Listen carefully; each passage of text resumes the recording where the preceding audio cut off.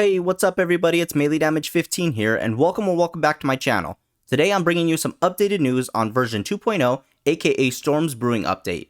The Fun Pimps released a post on X yesterday with a link to their website where they talked about when the update is planned to release and what we can expect in that update in more detail.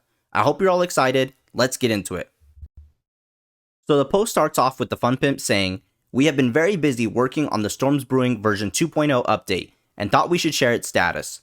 Although it has taken significantly longer than anticipated, the build is jam-packed with a ton of fantastic new content, new challenges, progression updates, optimizations, and a whole lot more.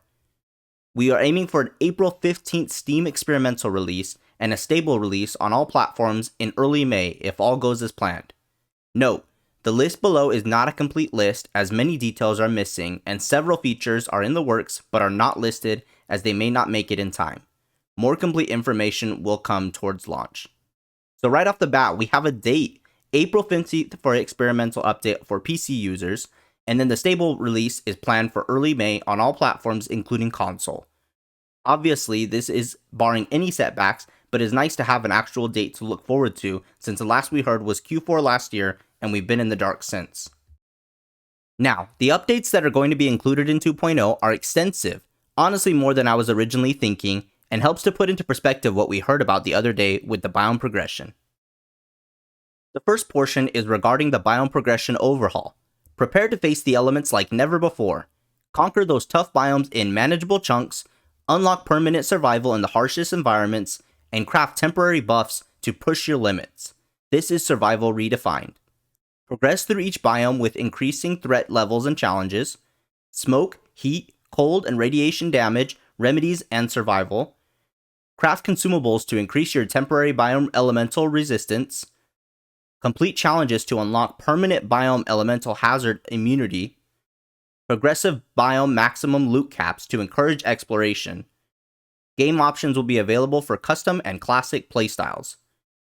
New HUD and player elemental VFX and sound effects. Several new biome zombies are coming to 2.0, including the new Desert Plague Spitter. Okay, first off, it's good to know that they are including an option to turn this off if this isn't the way that you would like to play. This won't be for everybody, as this is very much forcing you to play linearly and not as much like a sandbox game as the game used to be. They even allude to this by saying, progressive biome maximum loot caps to encourage exploration. This means that eventually each biome will have a cap on giving you better loot, and you'll be forced to go to the next biome to continue to progress. I do like that there are temporary consumables, as this can offer a fun challenge to risk being in the other biomes without that permanent immunity that you will get from the challenges. We're getting a new HUD, which is pretty cool, as well as new zombie types. They include a picture of the desert special zombie called the Plague Spitter, and there will be new biome-specific zombies for each of the other biomes as well. Each will also have its own special ability. Definitely really excited for that, and it's about time that we get some new zombies in the game. There's going to be a new General tab in the skill menu, which allows for more customization in your build. Think things that are good for every playstyle, like Miner 69er, or Parkour, or Well Insulated. These are a few of my guesses. These kinds of perks have been moved to a General tab with no attribute requirement, so if you spec into any tree, you can still go into those general perks no matter which tree you choose. Also, there have been new perks added to the skill menu, so now all attributes have 10 perks. There is a new mastery perk set for each attribute as well. Along with this, the sledgehammer weapon will now have a perk book set. They are adding new tiers of zombies. This one is what I had thought of when they showed new zombie types on the roadmap. They are adding two new tiers, the Charged Blue and Infernal Orange zombie types. These, like Radiated zombies, will be tougher and have an ability. Radiated obviously heal over time, and these two other types will have their own abilities as well. I wonder if one of these will be the legendary type zombie that has been on the wiki since forever. Trees are getting another update to help with optimization. The Burnt and Wasteland trees have been updated, and there will be a new sub-biome foliage system. This means that some areas will be more dense and some will be more clear, and more shorter plants will be out on the perimeters to help with performance. Now this next feature they're calling crawlout zombies. They are adding a spawning functionality for zombies to spawn in a small 1 meter space and then crawl out to greet you when you trigger them.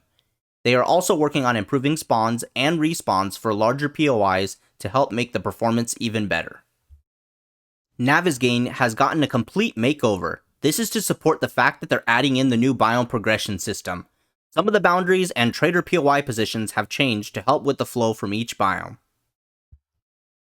A few of the other updates that they are adding is new POIs. They're adding about 50 new POIs into the game, including wilderness POIs, remnants, and they updated the more demanding POIs for performance. They're also updating the audio a bit to help with footsteps. I'm assuming this is player and zombie footsteps. Random Gen is getting a few updates. They've improved both wilderness POI spawning and road placement to wilderness POIs in Random Gen. This should allow for more wilderness POIs in random generated worlds. They're also going to be updating the quest marker system. There will be a new quest marker added into the game that will display a custom quest flag per quest type. And then they're adding spawn near friend, so you can now spawn near a friend when you're joining into a new world. So they've talked about this before, but they are adding Transmog to the game. For example, you can wear a nerd helmet and get the XP buff from that, but make it look like the assassin helmet because you like how that one looks. There are also cosmetic DLC items as well as Twitch drops, which I believe means that when you watch their streams during specific times, you can get cosmetic items for the game, but only during those streams.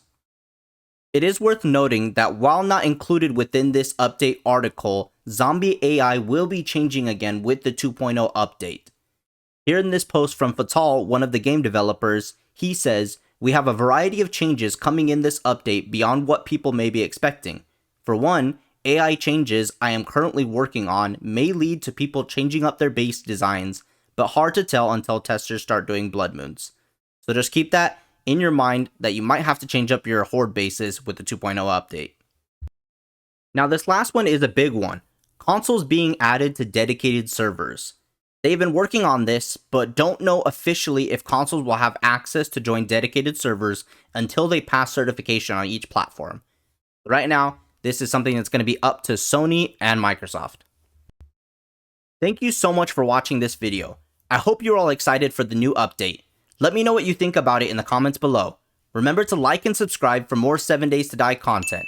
Thanks again, and we'll see you in the next one. Bye for now.